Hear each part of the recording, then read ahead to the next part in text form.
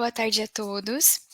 Hoje vamos dar início, então, à sessão do 6º Congresso de Extensão da UGM, começando com os participantes, Susana Graciela Jiménez. Entonces, buenas tardes todas y todos. Soy Graciela Jiménez, autora de este trabajo, coautoras María Mónica Lázaro y Nayan Loaces.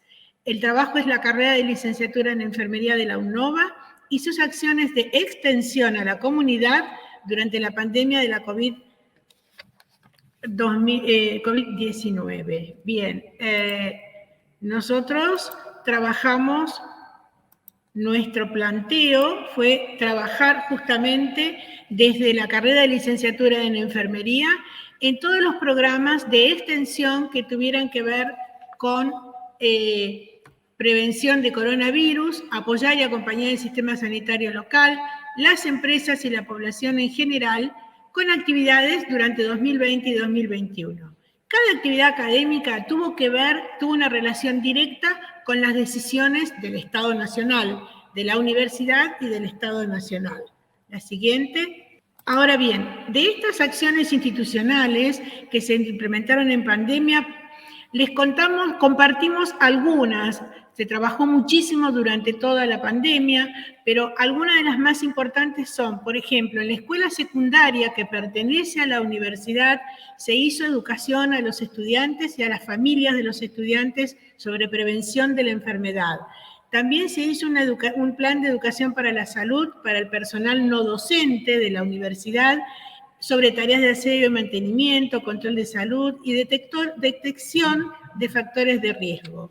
Luego se trabajó con protocolos, se construyeron protocolos de desarrollo de actividades en la universidad, promoción y prevención de teletrabajo, porque se empezó a trabajar con teletrabajo. Otra actividad fue planificar y capacitar a los equipos que trabajaban en salud sobre el equipo, sobre el equipamiento, sobre la vestimenta y todos los elementos de protección personal en el Instituto de Ciencias Básicas e Investigación Básica y Aplicada de la UNOVA. Nuestra universidad tiene un instituto de investigación donde se hacían los test de diagnóstico de la COVID y a esas personas les generamos programas de entrenamiento para su protección, ¿verdad?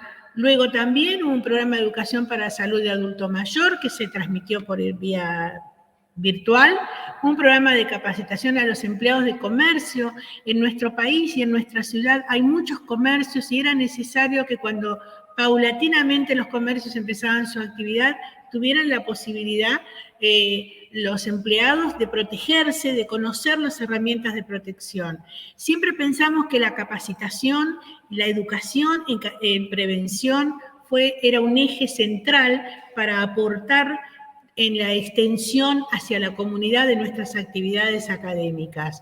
También hubo un programa de capacitación continua para el personal de la salud en el laboratorio que tenemos, pueden ver la imagen, donde se trabajó con aproximadamente 15 municipios de la región que rodean nuestra ciudad.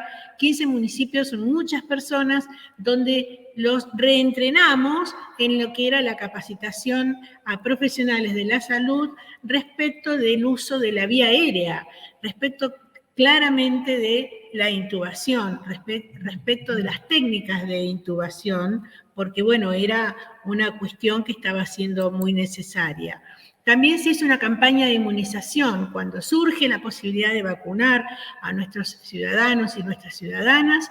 Se hizo una campaña con la salud, con la Secretaría de Salud del municipio de Junín y de Pergamino, una ciudad cercana, y se hizo una campaña de vacunación para toda la comunidad educativa, para la comunidad de los estudiantes de la universidad, y luego también se otorgaron y se prestaron lugares, espacios de la universidad más avanzado el tiempo.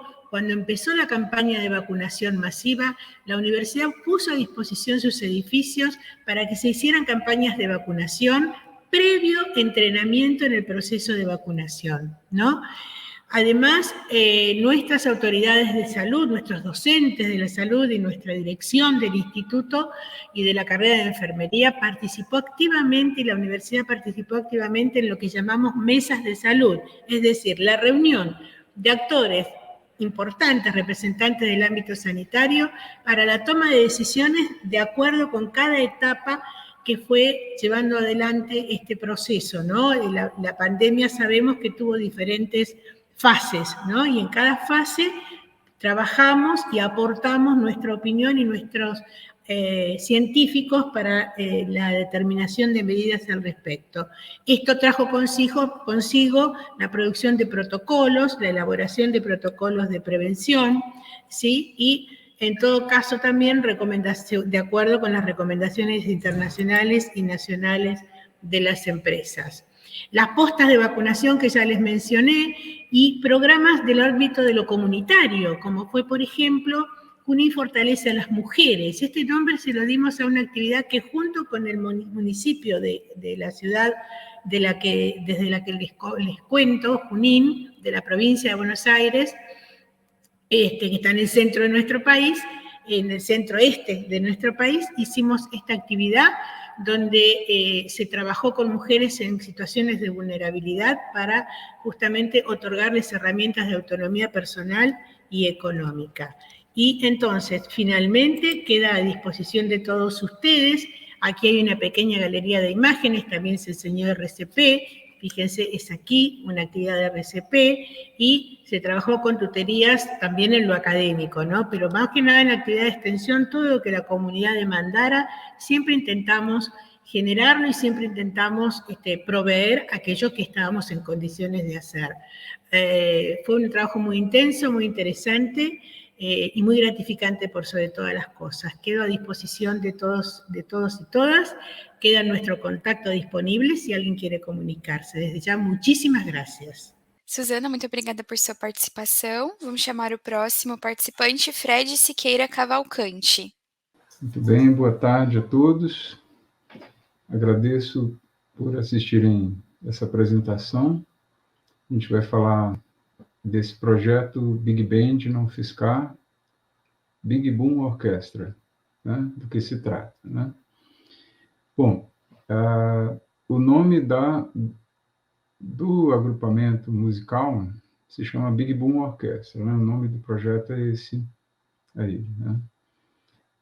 Meu nome é Fred, esse trabalho foi feito também juntamente com meus colegas, né, José Alessandro e Cláudio Lúcio Alves Santiago, né? A gente faz parte do corpo docente da licenciatura em música da Universidade Federal de São Carlos. Esse projeto, ele já fala um pouco mais dele, mas ele tem essa vinculação aí com a Pró-Reitoria de Extensão da UFSCar, né? A gente está aqui apresentando nesse eixo temático, né, de produção artística e cultural, então tem esse viés mesmo de apresentar o projeto nessa perspectiva. Eis aí o nosso contato também. Bom, a formação instrumental do grupo é o que se chama de Big Band. Big Band é um tipo de formação, assim como a gente fala de banda sinfônica, orquestra sinfônica ou filarmônica, e tem suas formações específicas de instrumentos, né? Existe esse tipo que é a Big Band. A Big Band ela é composta, normalmente, de duas seções grandes, né? Que é a seção de instrumentos de sopro e a outra de instrumentos que normalmente é intitulado como instrumentos de base, né? Que serve para acompanhar esses instrumentos de sopro, né? Em geral, esses instrumentos de base são piano, baixo e bateria. Eventualmente, algumas big bands têm também guitarras, tá? É comum que haja, né? Em algumas big bands, mas outras podem não ter guitarra elétrica. Também nessa base, às vezes tem também a percussão, além da bateria. É o caso muito frequente de big bands brasileiras, até por causa do tipo de música apresentada principalmente quando tem esse viés de apresentação de músicas brasileiras, né? E devido à importância que a percussão tem na brasilidade, né? Da música. A seção de instrumentos de sopro está dividida em 3 naipes, tá? Dos saxofones, dos trompetes e dos trombones, tá? Dos saxofones, são 3 saxofones mais comuns, né?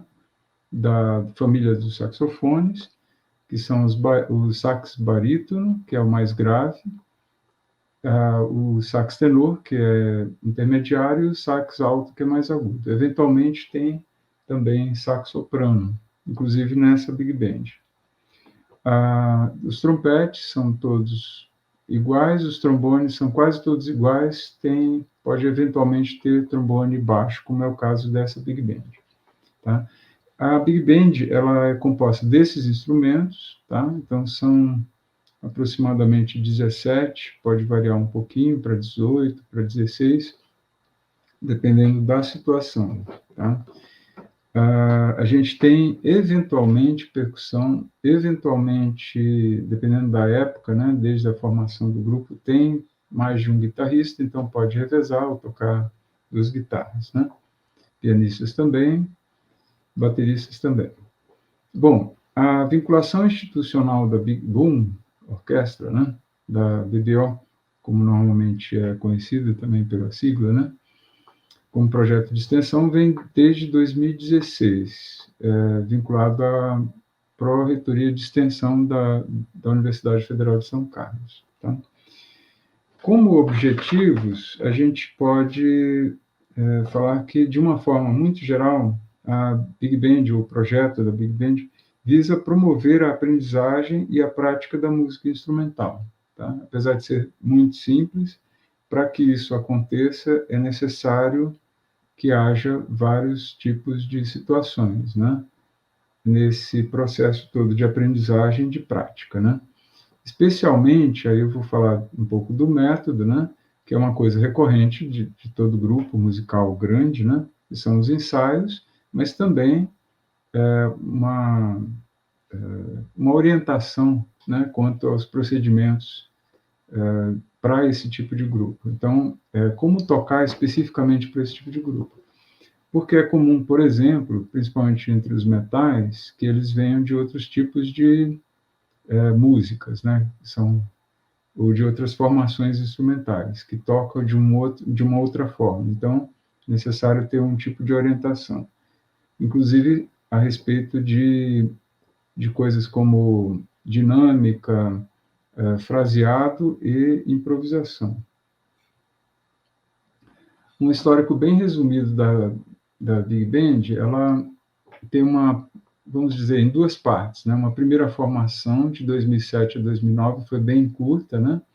Por não ter uma vinculação institucional, então estava um pouco fadado a não ter uma vida muito longa, né? Então foi por isso que durou aproximadamente 2 anos. Sem essa vinculação institucional, não foi possível seguir adiante, mas já foi uma experiência válida, né? Porque quem criou esse grupo, né, logo do início, foi um ex-aluno nosso, chamado Rodrigo Ito, tá? Ele que veio com a ideia, só que na época não era possível ter essa vinculação, então, mesmo assim, a segunda parte dessa Big Band, a Big Boom Orquestra, foi possível, a partir de 2016, ter uma vinculação. Aí permanece até atualmente, tá? Esse aqui, só por curiosidade, quem que é o Rodrigo Ito é esse aqui, tá? Bom, organização e funcionamento da Big Boom, né? Serve de espaço de aprendizado, tá? Esse espaço de aprendizado ele pode ser sob várias vertentes, né? Desde teoria musical, uma sedimentação maior na prática, né? Improvisação, arranjo, estudo de repertório. Então, é um ambiente de aprendizado e também de laboratório, né? Alguns dos arranjos são feitos internamente, dentro da Big Boom, principalmente pelo professor Glauber e logo depois por mim mesmo. A organização do trabalho, a gente tem esses ensaios regulares, com um espaço regular também, que está mais apropriado ultimamente para ensaios, né, por causa da acústica. E tem comunicações via WhatsApp, é bem simples, né? Mas lá a gente distribui os materiais, organiza também as datas de agendamento, né? As apresentações musicais, elas se dão em vários tipos de ambiente, desde ambientes como praças, teatros, né? A gente também se vinculou a um projeto da cidade que é um dos mais importantes, culturalmente falando, que é o Chorando Sem Parar, que recebe músicos do Brasil inteiro e, inclusive, músicos internacionais. A gente, ao se inserir nesse projeto, a gente começa a fazer arranjos temáticos, né, relacionados a esse projeto do Chorando Sem Parar. Por exemplo, a gente teve músicas com arranjos próprios, né, compostas por Radamés Inátoli, Garoto, e Rafael Rabelo e outros mais, né? Outros músicos vultosos. Para as apresentações musicais, durante a pandemia, não havia possibilidade de haver ensaios e nem apresentações presenciais, mas mesmo assim a gente conseguiu fazer pelo menos 2 vídeos, talvez 3, não me lembro, e que continuou a repercussão do trabalho desse grupo. É isso. Eu acho que, em linhas gerais, para ter uma apresentação muito rápida, né, é sobre isso que acho que já é suficiente para que vocês tenham ideia de como que é esse trabalho desenvolvido na universidade. Então, aqui eu leio, em nome do grupo de professores, coordenadores e diretores do projeto, agradeço a organização do evento e a vocês que gentilmente compareceram para prestigiar e participar dessa apresentação. Muito obrigada, Fred. Vamos passar para o próximo participante. Clodoaldo Meneghello Cardoso. Clodoaldo, consegue me ouvir? Sim. Pessoal, boa tarde. É uma alegria grande estar aqui com vocês e para apresentar o trabalho feito pelo Observatório de Educação e Direitos Humanos da Unesp de Bauru. Como vocês veem pelo título, né, nós vamos tratar de educação em direitos humanos na educação básica. Né? Hoje tem uma equipe toda composta de 6, 7 professores que estão aí né, professores da rede, alguns já se aposentaram e continuam, porque o projeto já tem mais de 10 anos. Esse projeto, como eu disse, ele nasceu em 2008, né? E por uma parceria que há entre o Observatório de Educação e Direitos Humanos da Unesp e a Secretaria Municipal de Educação de Bauru. Né? Nessa secretaria existe um núcleo de Educação e Direitos Humanos que nós fazemos a parceria. O trabalho de Educação e Direitos Humanos, para quem é da área, né? Ele está fundamentado nos documentos nacionais e internacionais, passando pelo Plano Mundial, o Plano Nacional de Educação e Direitos Humanos, as diretrizes nacionais de educação e direitos humanos do MEC, e nós inserimos também no Plano Municipal da Educação de Bauru. Como objetivo principal, né, o próprio nome está dizendo, para cultivar nas crianças e nos adolescentes, nós trabalhamos com a educação infantil e a educação fundamental, porque na rede não tem ensino médio ainda, né? E principalmente com o objetivo daquilo que nós chamamos de formação de sujeito de direitos, né? Tendo como pano de fundo uma sociedade democrática, pluralista, igualitária, inclusiva e solidária. Né? Essa educação em direitos humanos ela está fundamentada desde o final da ditadura, desde a redemocratização do país, né? Naquelas linhas educacionais do Paulo Freire, né? Uma educação emancipatória, crítica, transformadora, né? E fundamentada principalmente no respeito ao outro e, recentemente, né, agregando um novo valor, que é o respeito à vida planetária.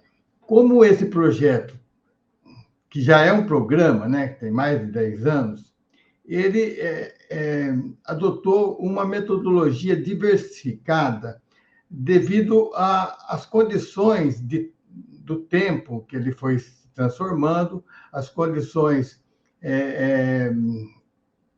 da própria evolução, né, do projeto, de quantidade de escola, e também pela questão da pandemia, também houve uma adaptação de metodologias. As principais que nós utilizamos são as seguintes. Nós temos um encontro quinzenal de estudos com a equipe de monitores, para estudar fundamentação, metodologia e planejar atividades. Nós temos 2 cursos semestrais presencial, no tempo da pandemia agora foi online, e nós estamos trabalhando recentemente no formato EAD, porque nós temos em Bauru 96 escolas, né? Um universo muito grande para você só trabalhar presencialmente, né? Então, esses cursos são semestrais. Também temos seminários temáticos bimestrais. Esses seminários, eles envolvem os professores da rede com os professores e alunos da universidade. Os seminários ocorrem dentro da universidade, mas com esses 2 públicos dialogando sobre a questão de educação de direitos humanos. Uma outra atividade, outra metodologia que nós usamos são rodas de conversas temáticas dentro das escolas, principalmente no próprio horário, que eles chamam de HTPC, onde os professores se reúnem para discutir, para planejar suas atividades, né? E também essa equipe passou também a apresentar trabalhos em eventos nacionais, né? E no Brasil e no estado de São Paulo, né? Uma outra questão que nós trabalhamos muito metodologicamente é a comunicação online. Nós temos uma comunicação permanente com os professores e com a rede que nós formamos na região para orientações e divulgação de material de educação em direitos humanos. Os principais resultados que nós temos é o seguinte. Primeiro, a educação em direitos humanos é um conjunto de valores. Então, não se impõe valores. Eles vão se implantando na medida da adesão voluntária das escolas. Hoje nós temos um grande número de escolas envolvidas nisso. A questão da educação de direitos humanos já está na agenda da prefeitura, né, da rede municipal, e com 2 destaques de conquista. Primeiro, nós conseguimos colocar um compromisso oficial no Plano Municipal de Educação de Bauru. E o segundo é a criação de um núcleo de educação e direitos humanos dentro da secretaria. Portanto, há uma continuidade do trabalho independentemente da prefeitura, do prefeito, da adesão de partido político. Não. Então, o trabalho ganhou força e uma estrutura para continuar.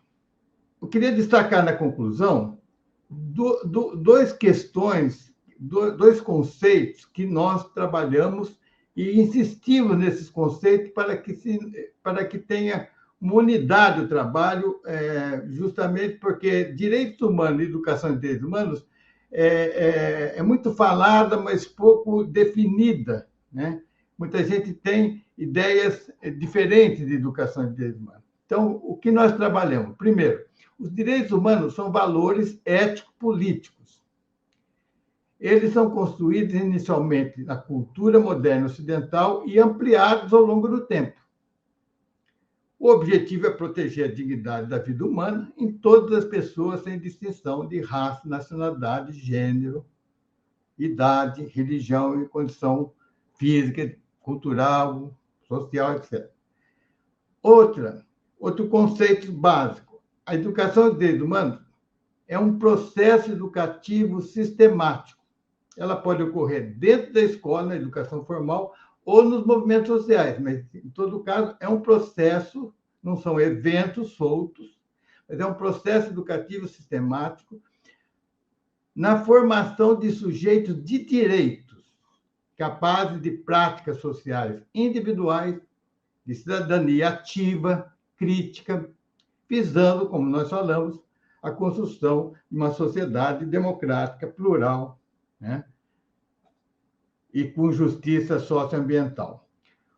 As nossas referências são muitas, mas nós seguimos as referências básicas nessa área, né? Que está aqui na tela, depois vocês vão ter. Nós temos aí as diretrizes, e principalmente eu queria destacar também os cadernos do Instituto Vladimir Herzog, né? No projeto Respeitar é Preciso. Excelente material, bem prático e com fundamentação teórica para se trabalhar educação e direitos humanos. E aqui eu queria informar, né, que esse projeto, a produção dele toda está num site. Nós vamos disponibilizando tudo que fazemos num site, né? E o site está aqui, e tem o site também do Observatório, né?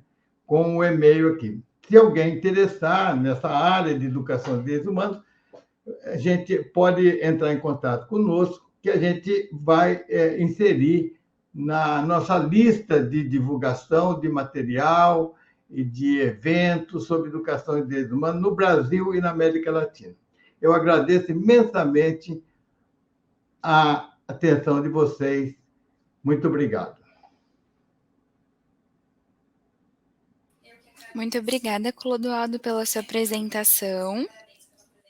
Para dar seguimento aos trabalhos de hoje, eu vou chamar a Giovana Pereira Victorelli do Prado. Oi, estou aqui. Giovana, consegue me ouvir? Sim. Pode ficar à vontade. Obrigada. Bom, boa tarde a todos e todas. É um imenso prazer estar aqui apresentando para vocês. O título, né, da apresentação de hoje é Atividades Lúdicas no Ensino da Matemática, utilizando os processos cognitivos pré-operatórios de Piaget. E os autores coautores, né, sou eu, a Giovana, e a minha orientadora, Amanda. Nós somos da Unesp de Jabuticabal, do Departamento de Ciências Exatas, e o nosso projeto de extensão ele é financiado pela PROEC e pela PROP, né, que são dois órgãos de extensão propriamente ditos da Unesp. Eu passo ou você passa? Perfeito. Bom, na nossa introdução, ela consiste em 3 pilares básicos, que é a educação infantil, a matemática e a teoria cognitiva de Piaget, né? Então, a gente tem que a educação infantil, ela é um processo que compreende ferramentas metodológicas e ela se associa às crianças de 0 a 5 anos de idade que são matriculadas, né, no ensino regular. E a educação infantil, ela visa processos de desenvolvimento físico, intelectual, social e psicológico da criança, né? Então, quando ela está nesse processo de aprendizagem da educação infantil, são visados esses desenvolvimentos. Já quando a gente se aplica a matemática, né, ela é uma ciência que integra competências e habilidades e auxilia no aprimoramento do raciocínio lógico e de capacidade criadora.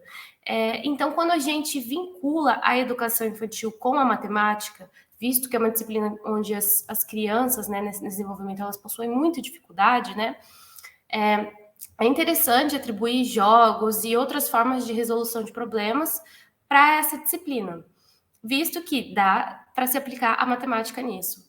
Então, quando a gente entra na teoria cognitiva de Piaget, né, Piaget ele é muito importante nessa área da educação, e ele foi um epistemólogo suíço que até hoje é muito referenciado nessa área, a gente tem alguns períodos operatórios onde ele estabelece o desenvolvimento, e esse desenvolvimento ele é separado por etapas, por idades. Então, né, nesse projeto de extensão, a gente buscou trabalhar com o período pré-operatório, que vincula crianças, né, que associa crianças de 2 a 7 anos.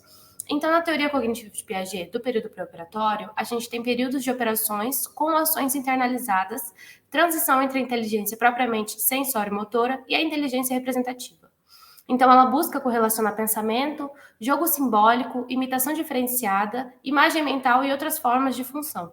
Então, quando a gente traz isso para imagem mental, jogo simbólico, e a gente associa a matemática com formas geométricas, com coisas mais simples e lúdicas para as crianças, elas conseguem ter uma correlação melhor nessa aprendizagem, que é o intuito do nosso projeto.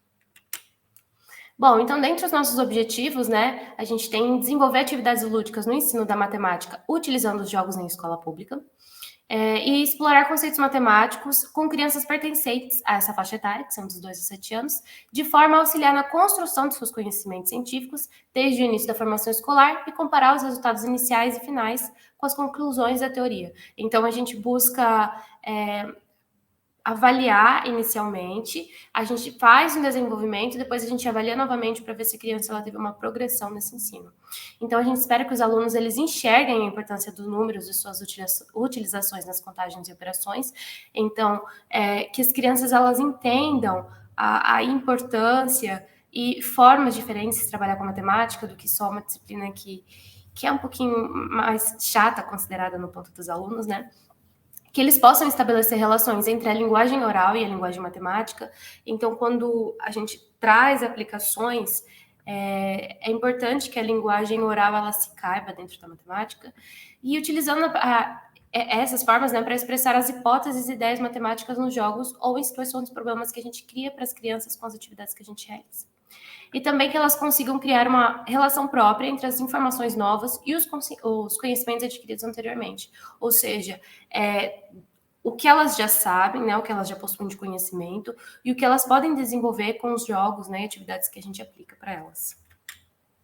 Bom, então na nossa metodologia, né, a gente aplicou algumas atividades, mas dentre as que eu trouxe para vocês, tem a dominó de quantidades e o jogo da memória numérica, ou seja, jogos já conhecidos que a gente realiza uma adaptação neles para aplicar com as crianças dessa idade.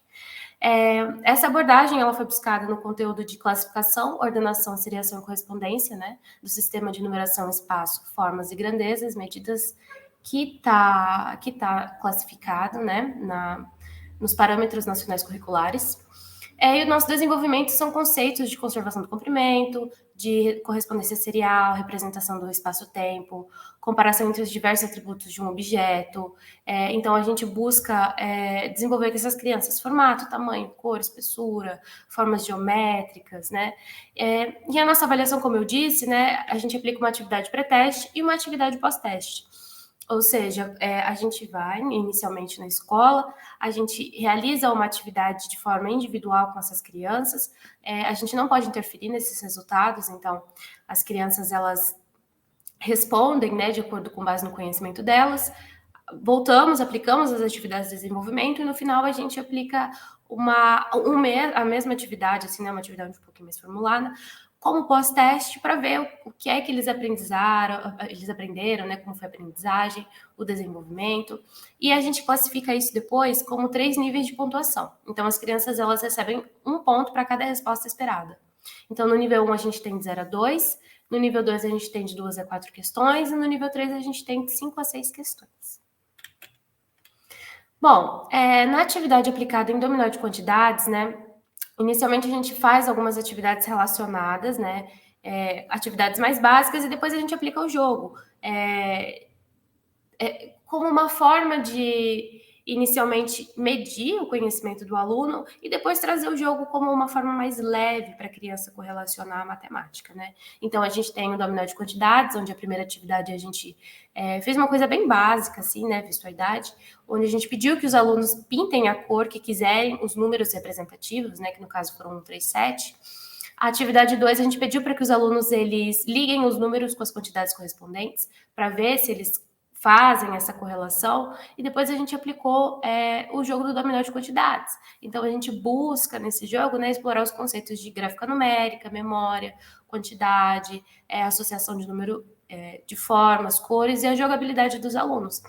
Então, né, nesse jogo de dominó de quantidades, a gente montou um jogo adaptado para essas crianças, e foi uma experiência muito bacana, mas ele funciona como um dominó normal mesmo, mas é para correlacionar a imagem com a quantidade respectiva dessa imagem. Então, como exemplo, né, das figuras 1, 2, 3, respectivamente, então, para eles ligarem o número com a figura respectiva, pintar os números que a gente solicitou. Aqui é um exemplo da peça do dominó que a gente montou. E também, né, a gente tem uma outra atividade, que é o jogo da memória numérica, onde funciona na mesma base, né, na mesma forma. Então, a primeira atividade foi deixar que as crianças elas contornem o número 3 e circulem os 3 doces. E a atividade 2 foi pedir para que eles desenhem, né, 5 flores dentro da árvore.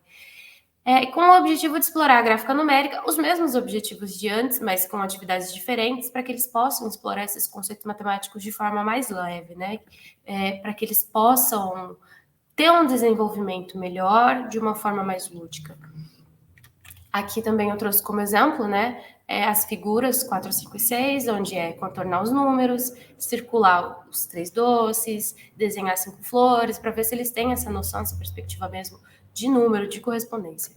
E aqui é o jogo que a gente montou também, é bem interessante, bem legal.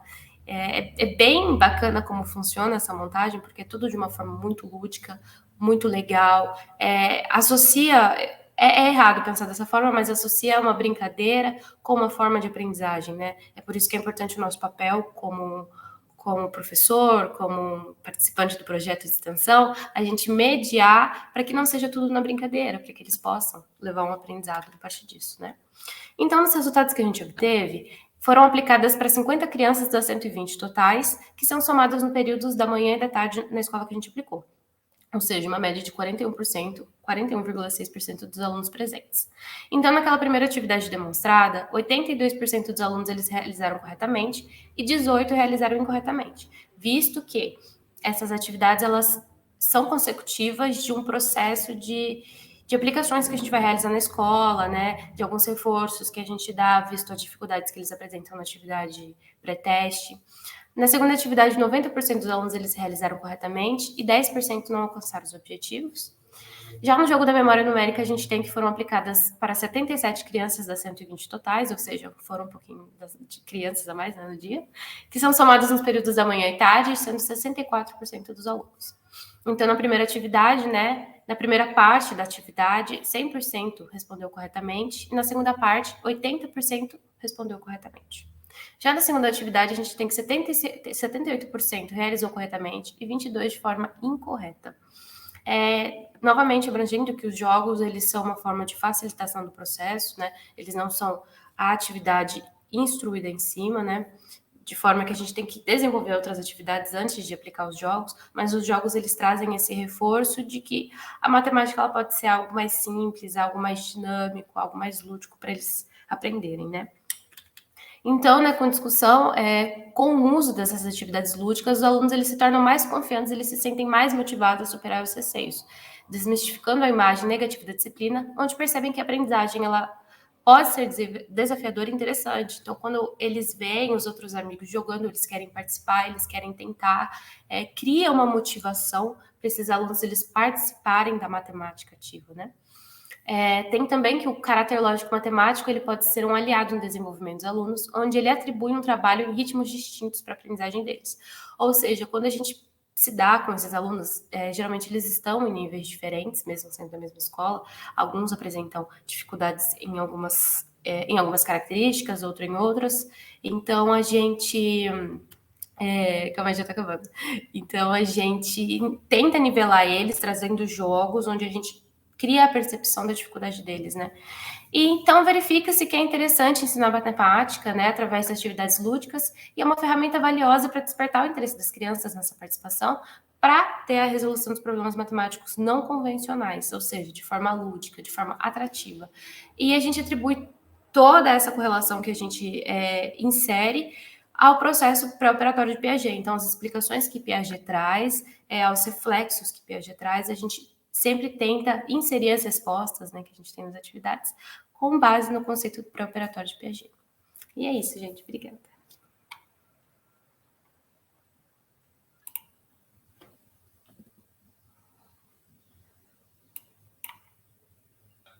Muito obrigada, Giovana, pela sua apresentação. Vamos passar agora para o próximo participante, a Gláucia Seixas Santos. Gláucia, consegue me ouvir? Consigo sim, tá me ouvindo? Consigo ouvir sim. Já coloquei sua apresentação aqui na tela, pode ficar à vontade. Perfeito, muito obrigada. Bom, em primeiro lugar, gostaria de agradecer a presença de todos vocês. Meu nome é Gláucia Seixas Santos, eu sou aluna da Unesp aqui de Registro. Nós somos estudantes de Engenharia Agronômica, nossa Faculdade de Ciências Agrárias do Vale do Ribeira. E eu vou apresentar para vocês o projeto Mulheres, que é um projeto de extensão, um dos mais consolidados aqui do nosso campus, que tem o intuito de levar conhecimento para as pessoas, principalmente aqui do Vale, né, para as famílias, sobre como utilizar os agrotóxicos de maneira consciente, utilizar eles de maneira racional. O projeto é coordenado pela professora Gláucia, pelo professor Ronaldo, pelo João Victor, que é um colega de trabalho, pelo Lucas, eu, Gláucia, e pela Bruna. Bom, o projeto ele teve início lá em 2010, através de uma parceria que foi estabelecida com a FEIDRO. E, como eu disse anteriormente, o objetivo do projeto principal é disseminar conhecimento, é mostrar para as pessoas como elas podem utilizar os agrotóxicos de maneira sustentável, de maneira consciente, e evitar a contaminação, né? Esse é o principal objetivo, visando a saúde humana e visando o meio ambiente, né? A qualidade ambiental, principalmente pensando que nós estamos aqui inseridos em uma área de preservação de Mata Atlântica. E nós temos muitas cadeias produtivas aqui do Vale do Ribeira, como a cultura da banana, a cultura da pupunha, e essas culturas exigem aplicações, a maior parte delas aéreas, e muitas dessas comunidades presentes aqui na região são próximas a essas áreas de produção. Então, com essas pulverizações aéreas, muitas vezes as derivas acabam chegando até as escolas, até igrejas locais, né, até mesmo bairros próximos. Então, o nosso intuito é instruir o trabalhador rural sobre a manipulação dos agrotóxicos, como ele deve usar, o que ele deve usar de EPI, como colocar um EPI, e também ensinar a população. Eu vou falar para vocês mais à frente que a gente tem várias vertentes, então, de ensinar a população a como se comportar diante dessa realidade que existe aqui, principalmente visando a segurança, a higiene e a proteção pessoal. Bom, os principais objetivos do projeto Mulheres é capacitar as mulheres, né? O projeto em 2010 se iniciou com esse intuito, capacitar mães de famílias para que elas pudessem se tornar agentes multiplicadoras do conhecimento adquirido, visto que geralmente são as mulheres que acabam passando esse conhecimento tanto para os filhos quanto para a família em si, né? Para o marido, enfim. Então, a gente capacitava essas mulheres, ensinando elas a como colocar o EPI, a como manipular um agrotóxico, como preparar uma calda, qual é a dose letal, né, até quando você pode estar intoxicado, e caso você se encontre em uma situação assim, ou você veja alguém que esteja numa situação de intoxicação, a quem recorrer, como buscar ajuda, e transmitir informações sobre o uso correto. Depois dessa capacitação que se iniciou com as mulheres, nós iniciamos uma outra vertente do trabalho, que foi treinar adolescentes do ensino médio, principalmente adolescentes do ensino técnico agrícola. Aqui na região nós temos uma escola técnica agrícola, e muitos desses adolescentes acabam trabalhando nos bananais, né, nas regiões aqui próximas de produção. Então, o nosso intuito era promover a transferência dessas informações, antes passada apenas para as mulheres, também para os jovens. E junto com essas iniciativas, né, esse trabalho a gente realiza com cursos, em sala de aula, também com aulas práticas no nosso campus experimental. A gente trabalha também com idas até os locais onde essas pessoas moram, né, para fazer uma vistoria, para conversar com eles, ensinar ali a como guardar de maneira correta, como descartar. E junto com essas iniciativas, a gente espera que as mulheres, crianças e adolescentes elas possam passar esse conhecimento para as pessoas que estão ali inseridas na realidade delas, minimizando os riscos de contaminação ambiental e humana aqui no Vale do Ribeira, mas passando também para outras regiões. Bom, o projeto, ele, como eu disse anteriormente, tem 3 vertentes. A vertente mulher, que foi a primeira, a vertente adolescente e a vertente criança. Na vertente criança, a gente acaba trabalhando de uma forma mais lúdica, né?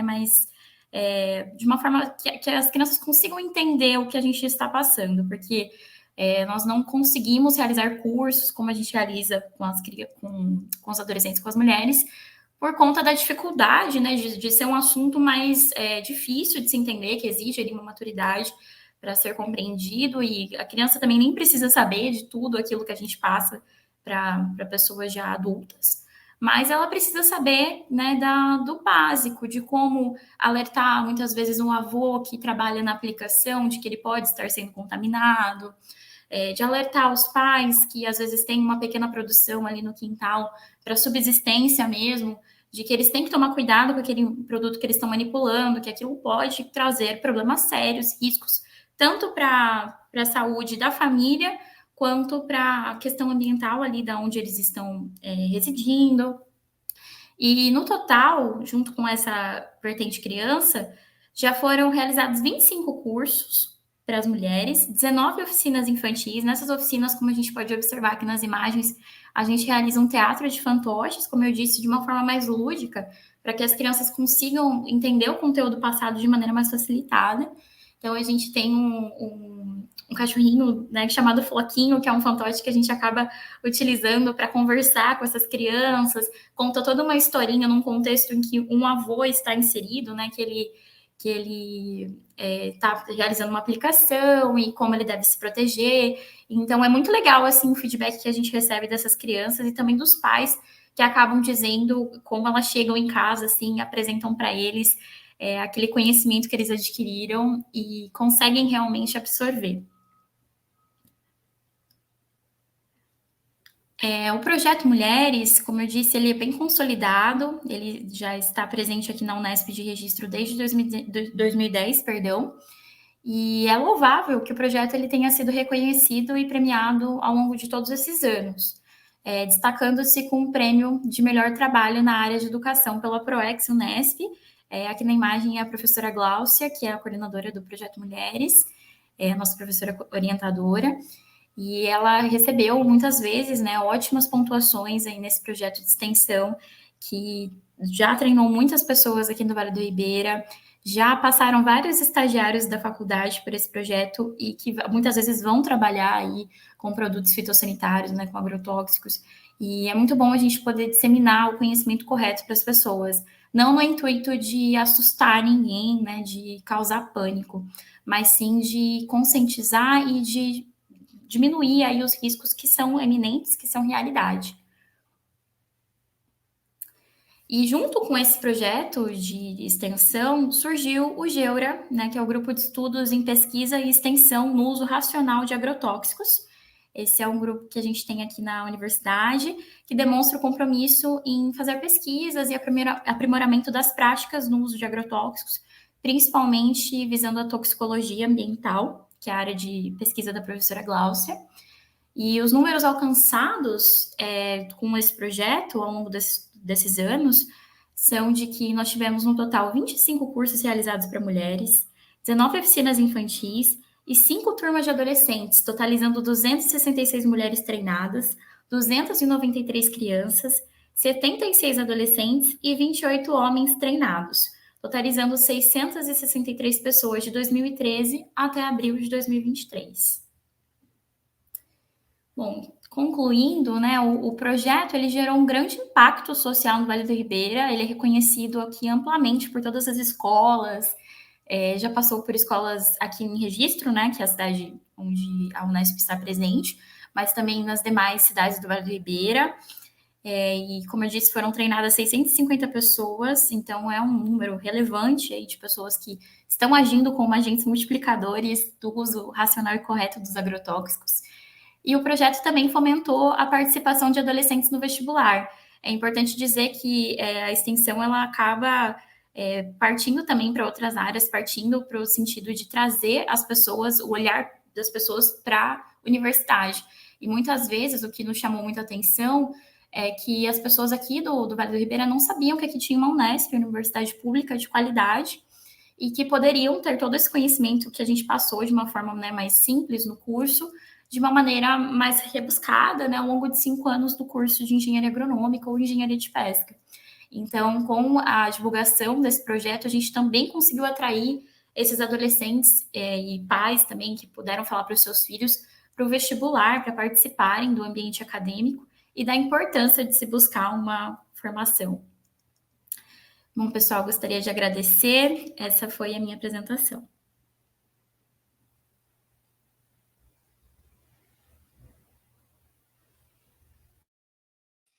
Gláucia, muito obrigada pela sua apresentação. Vou chamar o próximo participante. Thaís Perucci. Thaís, consegue me ouvir? Oi, consigo. Fique à vontade. Tá. Boa tarde, meu nome é Thaís Perrucci, eu faço Ciências Biológicas na Unesp de Jaboticabal, Faculdade de Ciências Agrárias e Veterinárias, e hoje eu vou falar sobre a promoção de metodologias ativas como proposta de diminuição da evasão dos cursinhos populares. Então, a gente tem aqui na Unesp tem um curso pré-vestibular que chama Cursinho Ativo. Então, é um curso popular, gratuito, que tem como objetivo auxiliar os jovens de baixa renda ou de escolas públicas a entrarem no vestibular, né? A passarem no vestibular e entrarem em universidades públicas ou privadas. O projeto foi criado nos anos 2000, na Unesp de Jaboticabal, e atua como programa de extensão universitária vinculado à PROEC da Unesp. A gente é composto por 10 coordenadores bolsistas que fazem a gestão do projeto e uma professora docente, que é a professora Amanda, que é uma das coautoras desse artigo. E a gente possui os professores voluntários, então a gente dá aula no período vespertino e do período noturno e abrange cerca de 200 alunos. Então é um projeto que os estudantes da própria Unesp acabam sendo voluntários para dar aula para esses alunos e a gente tem como objetivo que eles passem no vestibular. Aqui é o logo do nosso cursinho e o objetivo desse artigo foi minimizar a evasão dos alunos ao longo do ano e a falta de professores, porque o que aconteceu? A gente tem o cursinho há muito tempo, né? E sempre teve muitos alunos, só que depois da pandemia, na pandemia a gente teve muitos alunos e professores, porque acaba que era mais fácil deles comparecerem às aulas, os professores, a gente conseguia trazer professores de várias cidades para dar aula no nosso cursinho, só que depois da pandemia a gente percebeu uma alta taxa de evasão dos próprios alunos, então acabava chegando no final do ano, a gente tinha 20 alunos, sendo que no começo tinha 200, e porque eles acabavam desistindo, e a falta de professores. Então, muitas vezes a gente tinha que cancelar as aulas no final do ano porque não tinha professor, ou tinha que parar de dar algumas matérias. Então, pós-pandemia, a gente teve esse problema. Então, a gente criou, em 2022, um novo quadro de disciplinas para tentar minimizar essa evasão. Em paralelo a isso, foi proposto metodologias de ensino mais ativas, que saiam do modelo de aula expositiva, via slide, para tentar recuperar a curiosidade e interesse dos nossos alunos durante a aula. Então, aqui é a imagem de uma aula prática de botânica, que a professora levou várias espécimes vegetais para a aula, para os alunos conseguirem olhar na prática, ao invés de ficar vendo no slide esquemas com um monte de nomes que eles não sabem o que é, a gente levou aula prática para eles verem manualmente como que funciona as estruturas da planta. Então, a nossa metodologia foi o novo quadro de disciplinas com as matérias mais especializadas e, consequentemente, as nossas aulas ficaram mais curtas. Então, antes a gente tinha aulas de 2 horas e tinha 3 matérias durante o dia. E depois, agora esse ano, só que acabava tendo poucos professores que conseguiam ficar tanto tempo dando aula, porque são professores voluntários, e acabavam tendo baixa aderência dos alunos, eles acabavam ficando desinteressados. Então, a nossa metodologia foi propor um novo quadro com matérias mais específicas, de conteúdos separados, e as aulas mais curtas de 40 minutos. Então, os exemplos das novas disciplinas foi microbiologia, que antes estava dentro da biologia geral, agora a gente especificou. Então, tem microbiologia, programa de saúde, diversidade étnico-racial, educação ambiental, entre outras. Junto a isso, né, as metodologias de ensino mais ativas, a gente incentivou os professores a usarem aulas mais dinâmicas como alternativa de aprendizado. Então, além da teoria, que é muito importante, a gente não pode tirar essa parte, né, porque para o ingresso no vestibular a gente precisa de toda essa base teórica, só que junto a isso, aulas práticas e dinâmicas para eles conseguirem fixar o conteúdo.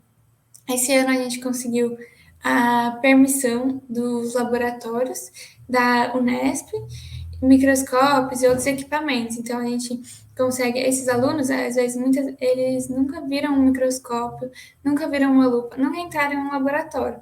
Então, aqui a gente consegue trazer eles para dentro da universidade. Eles já têm um contato com a própria faculdade, né? Com esse ambiente, já vai preparando para quando eles entrarem na faculdade e acaba tendo aulas mais práticas para eles reforçarem o conteúdo visto em teoria. Aqui é uma imagem quando a gente levou um microscópio para a sala de aula, na aula de microbiologia, para eles conseguirem ver estruturas do fungo.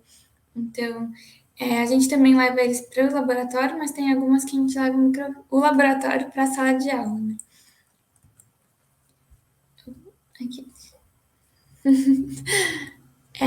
Então, como resultado, a gente teve, depois dessa implementação do novo quadro de disciplinas, a gente teve um maior número de professores de 2022 para 2023. Então, no final de 2022, a gente tinha cerca de 10, 15 professores, juntando o período vespertino e noturno.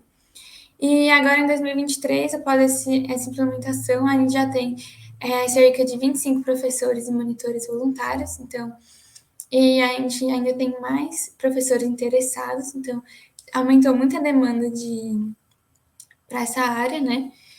E junto a isso, possibilitou as aulas práticas e as metodologias mais ativas, possibilitou a maior compreensão dos conteúdos aplicados previamente e um maior reforço e memorização. Então, após os jogos, as dinâmicas, as aulas práticas, os alunos conseguiram fixar melhor o conteúdo que eles estudaram. Aqui é uma imagem deles no laboratório, também na aula de botânica, então eles conseguiram usar o microscópio, usar a lupa e ter esse contato, né, com o mundo acadêmico.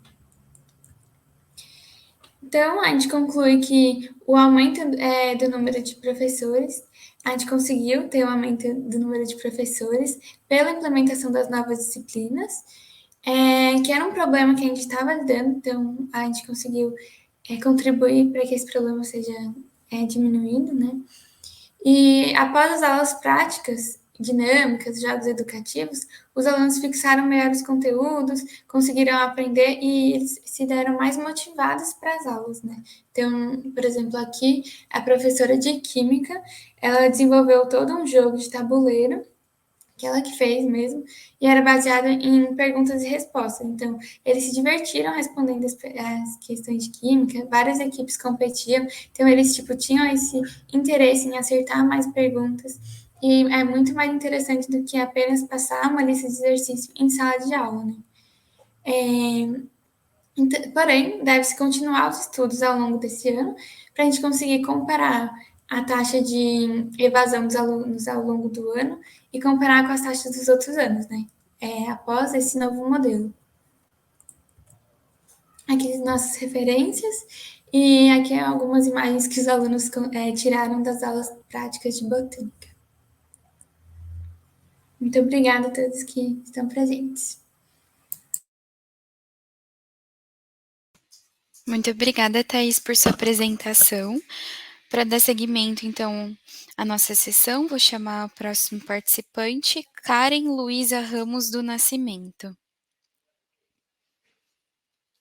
Karen, consegue me ouvir?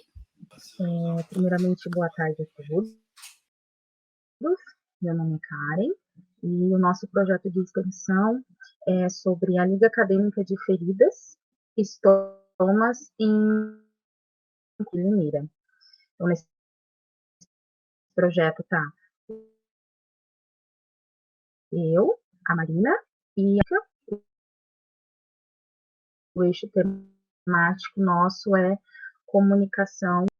Primeiramente, a gente tem que estar ressaltando, né, a importância das ligas acadêmicas, que elas visam, elas são potentes estratégias na formação dos profissionais da área da saúde, né? Então, nós, enquanto liga acadêmica, o nosso intuito é o quê? É trazer o ensino, trazer a pesquisa, trazer a extensão para dentro da universidade e o conhecimento das ligas acadêmicas.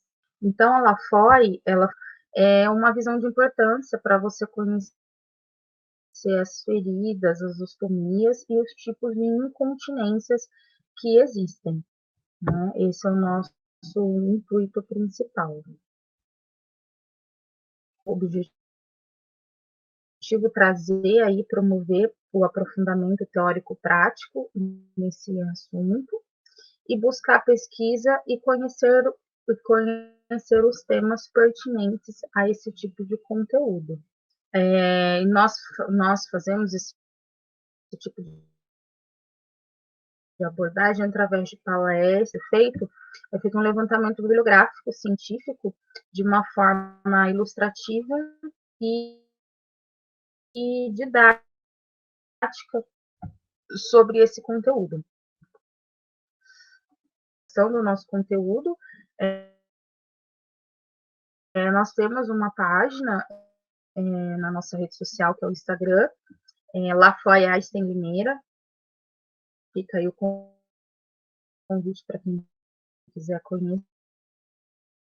E através de lá a gente vai estar trazendo o quê? Posts informativos, palestras e eventos que ali com relação a esse tema. Em conclusão a respeito disso, é que a liga acadêmica ela é importante, ela vai contribuir para o processo de ensino e aprendizagem, né, ajudando aí, né, a se prestar uma assistência melhor para o seu paciente e para a comunidade.